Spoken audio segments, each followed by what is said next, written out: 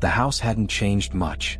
The windows were the same, small and covered in dust, and the garden was still neglected, with weeds growing all over. It was as if time had stopped here. Yet something was different. Maybe it was me. Maybe it was the memories I had buried so deep that I didn't even know they existed anymore. As I entered, the familiar smell of old wood and mildew wrapped around me. My eyes scanned the yellowed walls, worn down by time. Old photographs hung in crooked frames, reminders of a time when everything seemed simpler. My mother always said that the walls of that house held stories. But now it felt like they held something more, something I wasn't eager to uncover. After she passed, the responsibility of sorting everything out fell on me. The idea of selling the house was hard but inevitable. It felt like I was betraying a part of my childhood by letting go of everything. But over time, the house stopped being a refuge. It had become a burden, a constant presence at the back of my mind, as if it was waiting for something from me. I walked through the living room, where the furniture remained in the same place as when I was a child. The old brown couch, sunken in spots, the faded rug, and the coffee table cluttered with my mother's notes. Everything felt so familiar, yet distant at the same time. It was as if the house was watching me, evaluating every step I took. I climbed the stairs slowly, the creaking of the floorboards echoing in the empty hallway. My childhood bedroom was still there, untouched, as if I could step back in time just by crossing that door. And then it hit me, a feeling of unease. A chill ran down my spine as I approached the old bed, the same one I had spent hours playing on with. With who? The memory was vague, hazy. A sense of something forgotten began to form. I closed my eyes for a moment, trying to recall what had slipped away. Something about laughter in the hallway, muffled voices. A friend? A playmate? The images wouldn't stick, but the uneasiness grew. I looked out the bedroom window. The view of the overgrown backyard was the same, but something in the air had changed. I tried to shake the feeling, telling myself it was the weight of grief, the mourning for my mother that was making me feel this way. But deep down, I knew it wasn't just that. Something in this house, in those incomplete memories, was waiting to be remembered. I took a deep breath and walked back down the stairs, trying to focus on the task of clearing out the house, but the feeling wouldn't go away. I could sense it, something was wrong, and maybe it always had been. The following days were spent organizing the chaos my mother had left behind. I sifted through boxes, drawers, and cabinets crammed with memories. Old photographs, faded clothes, little trinkets she had collected. Everything felt like an overwhelming weight, as if each item carried a piece of her that I didn't know how to let go of. It was during one of those afternoons, while I was exploring the attic, that I found a box I didn't recognize. It was old and dusty, with grimy fingerprints along the sides, as if it had been handled recently. My curiosity got the better of me, and I opened the box slowly, not sure what to expect. Inside, there were loose papers, childish drawings scribbled on yellowed pages. Most of them were innocent, animals, trees, things a child would draw. But one in particular caught my attention. It was a simple drawing, two girls holding hands, both smiling. One of them was clearly me, with brown hair and big eyes. But the other? I couldn't remember who she was. I stared at the drawing for a long time, trying to force my mind to retrieve something that seemed so close yet out of reach. Then a name surfaced almost unintentionally: Clara. The sound of the name was like an echo of something long forgotten, and I immediately felt a knot form in my stomach. Claire. My childhood friend. My imaginary friend, to be exact. With the name came a flood of fragmented memories. Laughter in the hallways, games that seemed endless. But there was something strange about it all. I was a lonely child. I didn't have many friends, especially during the time we lived in that house. So why did I remember Clara so vividly? I was left with the uncomfortable feeling that there was more to these memories than I could process. I set the drawing aside and went down the stairs with my heart racing. Maybe it was just nostalgia distorting the memories, or maybe I was projecting my grief onto my childhood recollections. Either way, the presence of that girl in my thoughts didn't feel natural. That night I had trouble sleeping. Every creak of the house's wooden frame, every door hinge groaning made me jump. In the silence of the night, the sounds felt louder, more insistent, as if something was trying to get my attention. I squeezed my eyes shut, trying to ignore the unease growing inside me. And then I heard it. Soft, almost like a whisper, my name. Isabella? The sound seemed to come from the hallway near the door of my room. I opened my eyes immediately, feeling my whole body tense. I waited in silence, my heart pounding in my chest, but nothing happened. Just the familiar silence of the house. I could have been imagining it. It could have just been exhaustion clouding my mind, creating illusions out of the quiet. I decided to get up and check the house just to make sure everything was in order. As I walked through the hallway, the same feeling of discomfort I had in my childhood bedroom returned.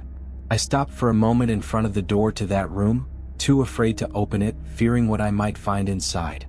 I went back to bed trying to push those thoughts away. But in my mind, one question lingered. Why was I suddenly remembering Clara?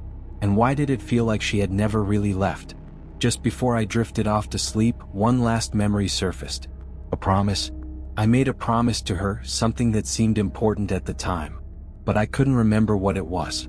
The days passed slowly and uneasily. During the day, I tried to focus on the practical task of clearing out the house, but the nights were a different story.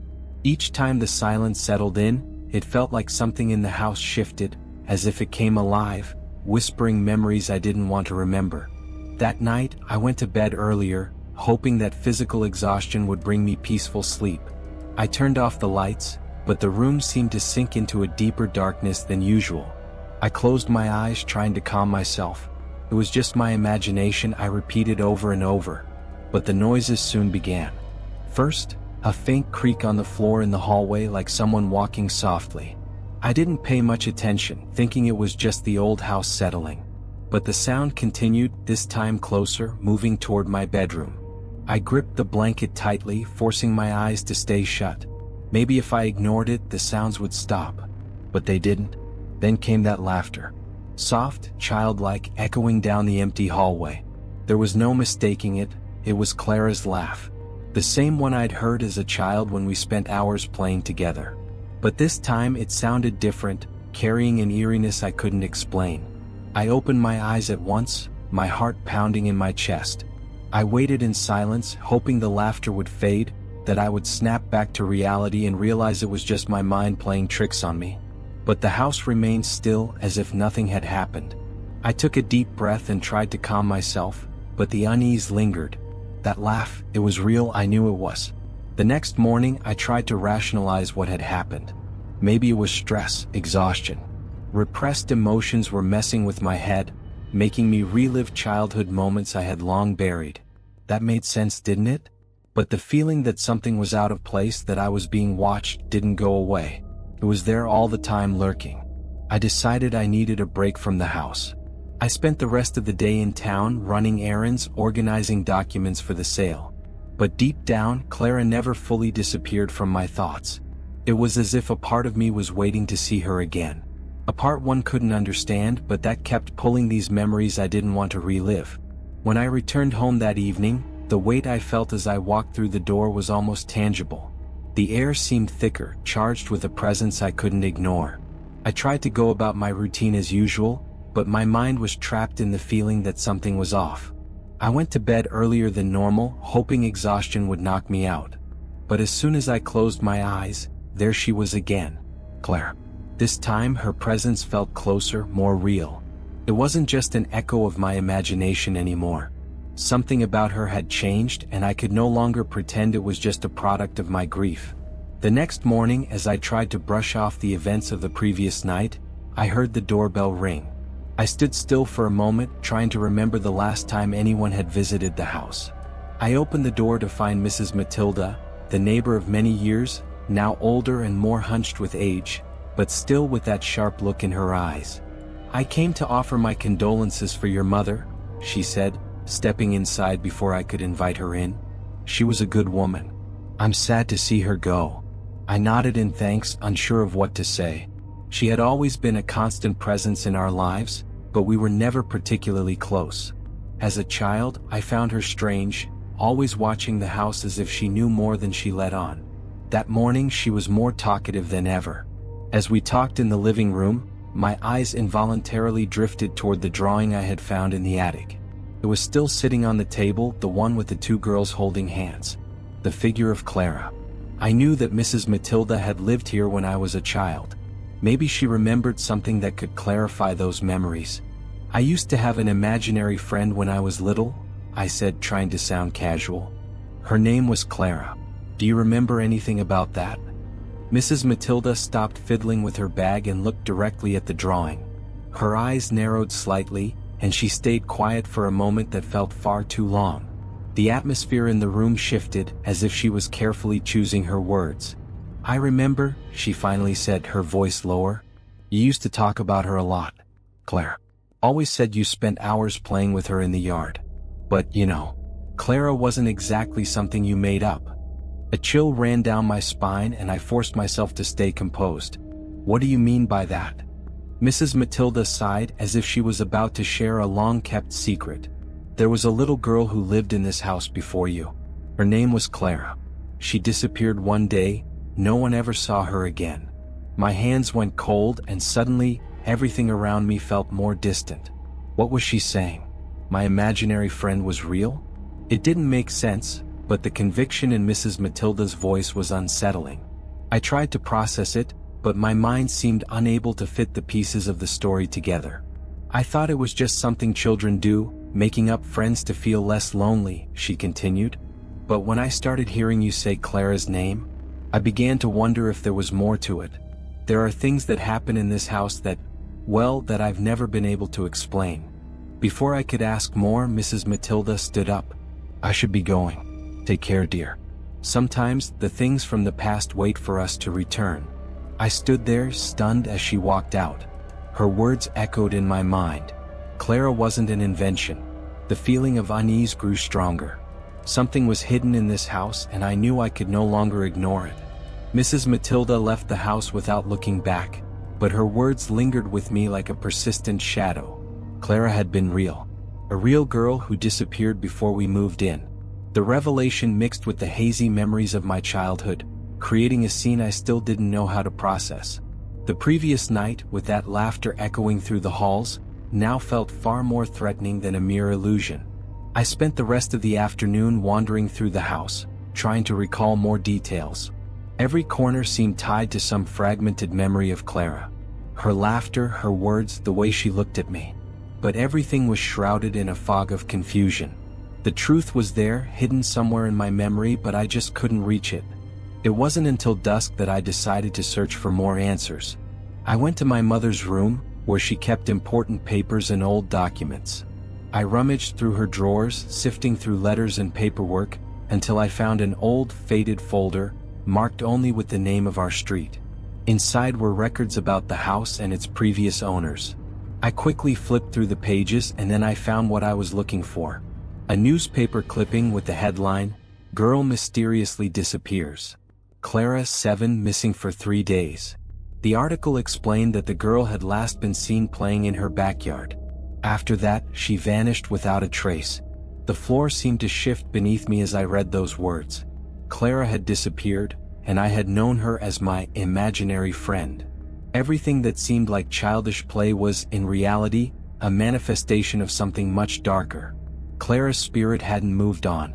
She was still here waiting for someone. I began to sense that Clara wasn't just a distant memory or an innocent ghost. There was something more to her.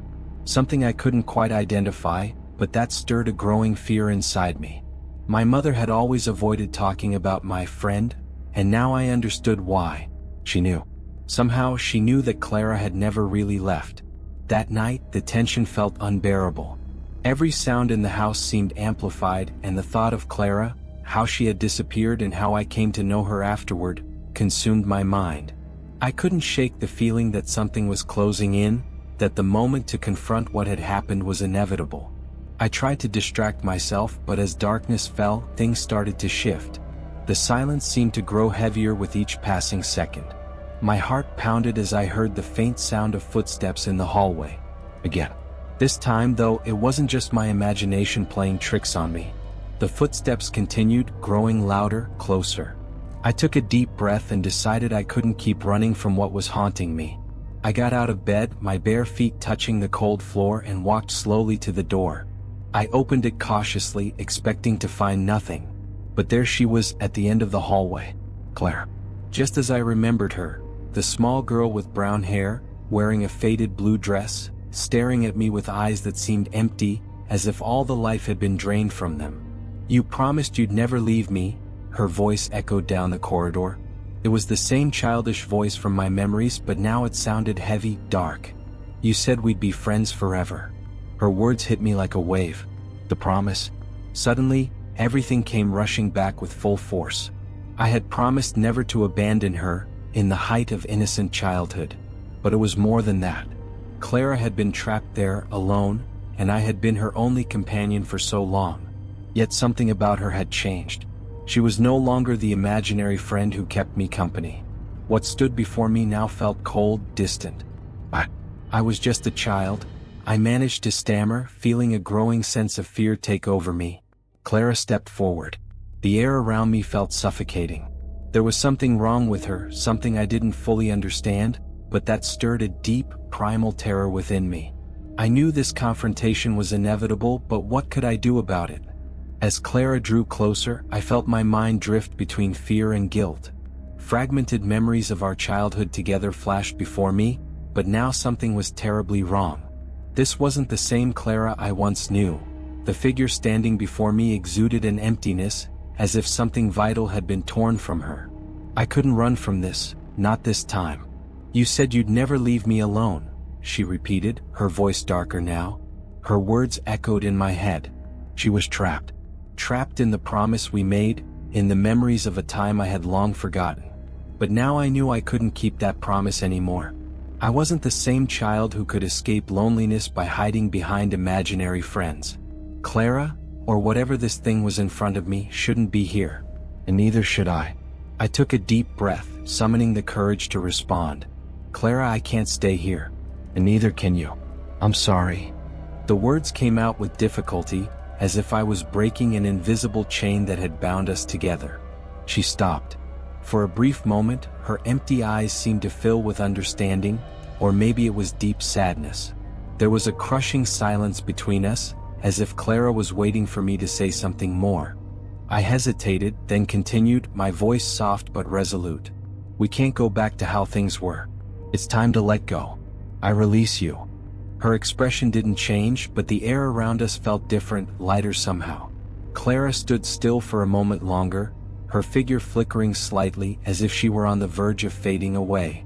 For the first time, I saw not just the eerie specter before me, but the lonely girl she had been, trapped in a past that no longer existed. Then, without a word, she turned and walked down the hallway, her form becoming more transparent with each step, until finally she was gone. The house was quiet again, but this time the silence felt less oppressive, as if some long-held tension had finally been released. I stood there for a while, staring at the empty hallway, processing what had just happened. Clara was gone. And though I still didn't fully understand what she had been, I knew one thing for certain. I was free. We both were. The silence between us seemed to stretch on for an eternity. Clara stood still, staring at me as if she were trying to grasp the meaning of what I had just said. Her dark eyes no longer conveyed the anger or emptiness I had seen before. Instead, there was a crushing sadness, as though she finally understood that she could no longer hold on to the promise we had made. She took a step back, then another. Without saying a word, Clara simply faded away. Not abruptly, like a shadow vanishing, but slowly, as if she were dissolving into the air. There were no more laughs, no whispers, no suffocating presence that had lingered around me all this time. The house became eerily silent, as if everything had finally come to an end. And yet, the relief I had been expecting never came. I felt a profound emptiness, as though a part of me had disappeared along with Clara. The memories of her, once vague, were now clear but painful. Clara had been real both in the past and now. And in some way she would always be with me. In the days that followed, I packed my things quickly and sold the house. There was an urgency to leave that place behind. But even after moving to a new home in another city, something lingered. Sometimes in the stillness of the night, I hear a faint, distant laugh. The same laugh that had followed me through childhood. I know I'll never see Clara again like I once did, but a part of her still remains. Perhaps in some way she was always a part of me, and maybe, deep down, I never truly let her go.